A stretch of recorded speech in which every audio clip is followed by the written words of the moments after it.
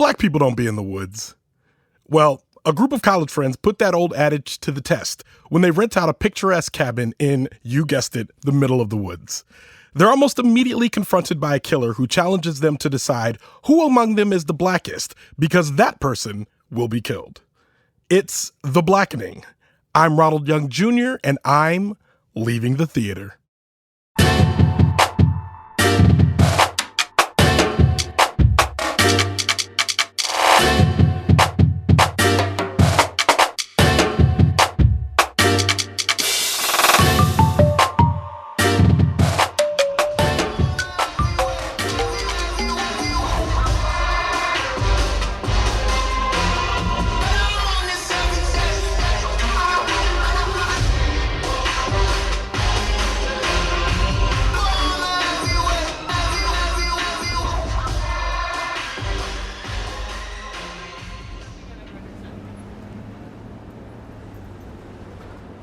All right, this is Ronald, and I am leaving the theater after seeing The Blackening.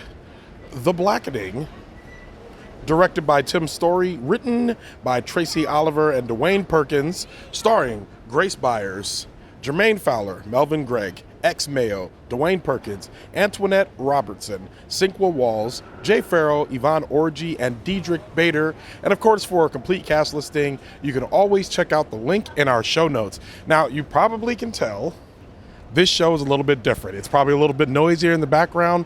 That is because I am in New York City after the Tribeca Film Festival, and I am not here alone. I am here with...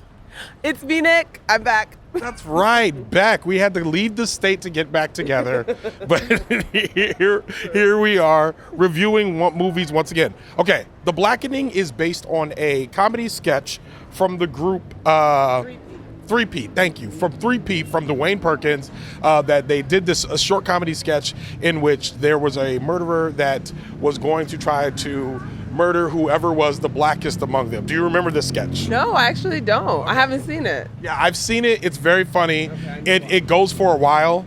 At one point they say, kill so-and-so. She uses the N-word with the ER. Which is, I was like, it's just very, very clever. But they turned it into a whole movie, which we have just seen. I've seen it already, but this is my second time seeing it. That means I just get to ask you, what did you think of the movie? I had so much fun. I think it's a really fun movie. I think it's very culturally, it just has so much fun with Black culture and with all the things that we all know and it just become secondhand for us. And it plays with it in a way that is so specifically Black. I mean, spades, it's not just that it's a Black game, it's that the playing of it and the not playing of it is a very ingrained Black thing. Like, the premise is so believable of just like the things that make you Black and the things that don't make you Black, using the N-word, just all of it. I thought it was just such a fun look at our culture. Yeah, I agree. I think we talk a lot about playing spades, but the lore around learning to play spades. That's so Black. Yeah, it's one, and we don't talk about it. The conversation's been coming up later as like Black Twitter and more like Black avenues of communication are being featured. Mm-hmm. And it's one of those things where we're having moments where we're now all realizing that it is way more relatable that there's a bunch of jerks at the party that are treating everyone else worse because they keep reneging. Right. And that comes up a lot in this movie. And also, no one's going to teach you how to play. You have to learn as a child or you're out. I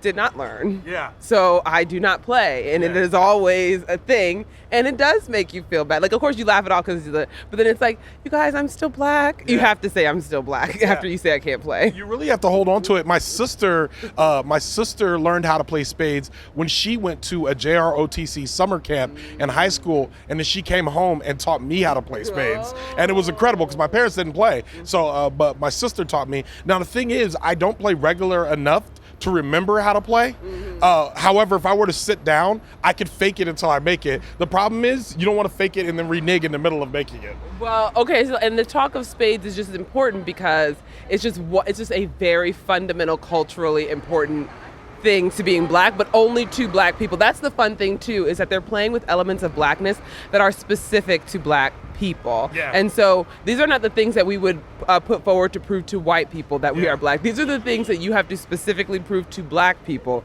in order for them not to take your black card. Yeah, agreed. And I think it's funny, the idea of the taking of the black card comes up in the film. And I think the idea of, it's funny because we always often say that black people are not a monolith. And most of us logically know that's true, but there's sometimes, and I think Spades is one of those things where and there's Spades, there's movies. Have you seen The Wiz? Or I've never seen the movie that has Richard Pryor, Eddie Murphy, and Red Fox in it. I don't know. There's a black person yelling at me right now on there. It is also Touched by an Angel. Della Reese is in it. She's in it too. Yeah, so we were just at podcast. yeah, they're talking about shooting. 1989. Yeah, exactly. Yes, and yeah, exactly. It's probably Lynn Yellow. Yes. Harlem Nights. I've never seen Harlem Nights, and I've had. Okay, great. So the thing is, me and you are both movie people. So it's like, how did we miss that one? But again, it's one of those things that you get your black card pulled. Back to the movie. In terms of it being a horror movie. You don't watch horror, neither do I. How did you feel about this as a horror film? I thought it was fun because it's all the things that, as a black person, you want to see people do in a horror movie. I like that they did that. I love that they did that. It wasn't too gory. Yeah. I appreciate that. Yeah. It wasn't too scary, mainly jump scares. We got a lot of jump scares, but it's so focused on them and their relationship to each other that the killing is it's just a vehicle for them to talk to each other, which I guess maybe all horror movies are, but this one in particular was just like, I want to watch them in a scene together. Yeah. Oh, the bad guy's coming. Okay, whatever. I want to watch them in a scene together. They have great chemistry. Yeah. The dialogue is very well written. Yeah. I think DeWayne Perkins is a breakout star. I want to see him in everything. And just mostly because he just was so versatile in this movie. Like he gave both what we expected and what we did not expect, like just over and over again. There were times in which it felt like they were setting him up to be like the queer person in the movie, and he was not that. And I appreciated that. But I also appreciated that him and everyone else was indicative of the spectrum of blackness, because as black people watching this, we could say there's a lot of diversity in this movie. I don't think everyone else can see that though. I mean, I would hope so, but maybe they can't. I don't know. But it does. Every black person in it you recognize. Yeah. I will say one of the characters was like a cartoon and didn't need to be a cartoon. Yeah. Clifton Carlton. Yeah. I think Clifton. Yeah. I think they could have downplayed that a little bit. I think they made a decision about who he was going to be, and I think there was a way to do that actually. And personally, I guess as someone who grew up being told that I talked white. I think there was a way they could have subtly done this, and it would have made the turn even more surprising in this case. Because if you think about somebody that's struggling to be seen as black, this guy seemed obviously out of place. Exactly. You know what I mean? So it kind of to me, and I hope I'm not going into spoiler territory, but it puts it in a place where when something else happens later, you're like, oh yeah, well I guess of course it's him. Yeah, I mean I didn't see. Yes, I think that there was just a more fun way in the ways that they play with everybody else's blackness to play with the idea of the black person who everybody says is white, the black Republican. Yeah. There was a less cartoonish way to portray a black Republican. Yeah. And they alluded to it early because when he first comes on screen, they call him Carlton, which I'm like, oh, okay, we immediately, we all know who that is. So I think, they could have done that probably a little bit better. But other than that, I think sharp writing, good movie. Yeah. What do you think about the franchisability of this movie? Do you think there's a Blackening 2, Blackening 3? Do we go for it? Because there's 7 Screams. I don't think there's any reason why there can't be at least 1 or 2 more Blackenings. But you can't do it well. No, you can, but I think they deserve to get paid. I think they deserve to get paid, but maybe they have a new idea. Yeah. I mean, sure, there can be more. Maybe there's going to be more. I think it's fine if there's more. They will get increasingly worse. We know that. Yeah. So it's fine, but this one is solid, and if it could stand alone and enter the canon of black movies, a bunch of bad ones, we're not going to talk about Rush Hour 4. No, I didn't even remember it. One, Yeah. So they can make more, but we're only going to talk about this one. Yeah. Sister Act 2 made it. Yeah.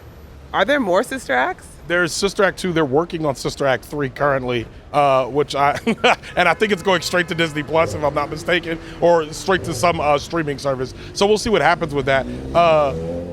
All of that being said, it's our favorite time. How would you rate this movie out of 5 stars? Okay, I'm going to give it a 4. It's so fun.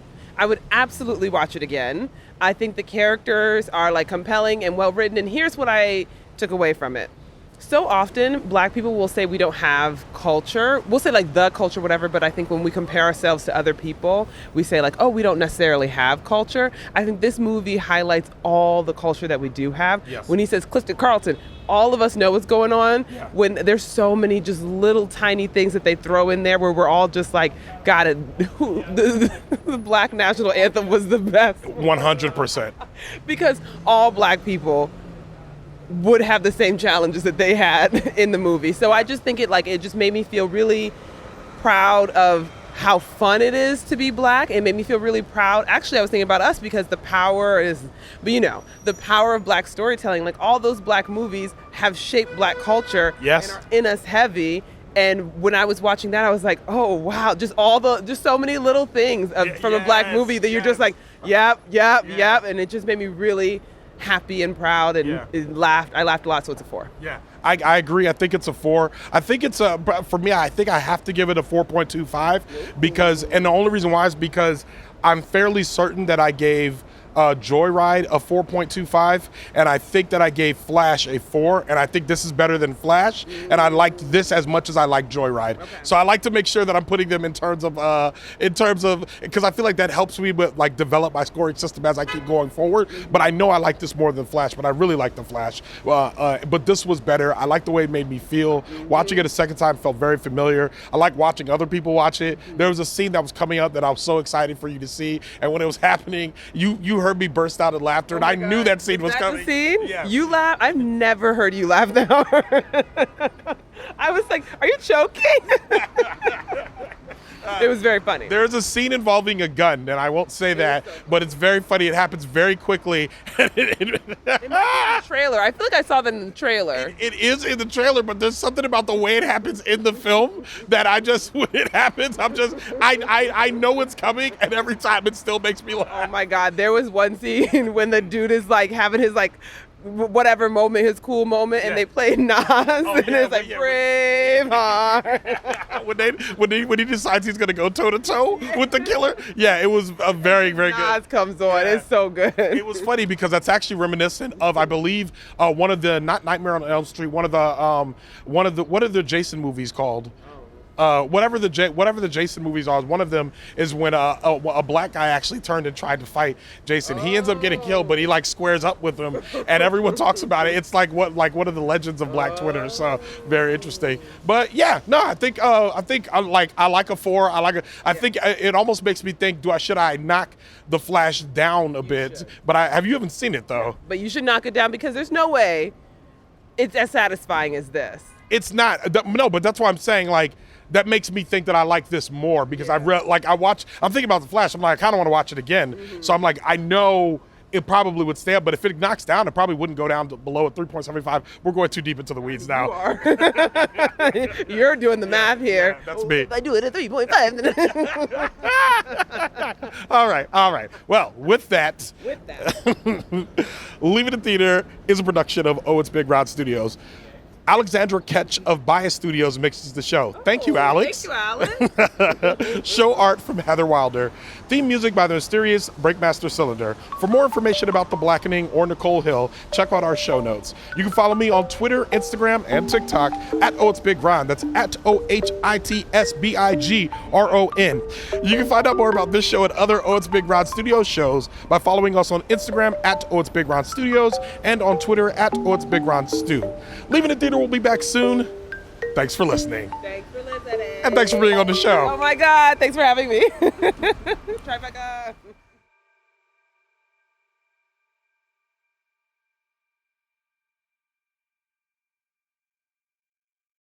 You can find out more about this show and other Oh It's Big Studio.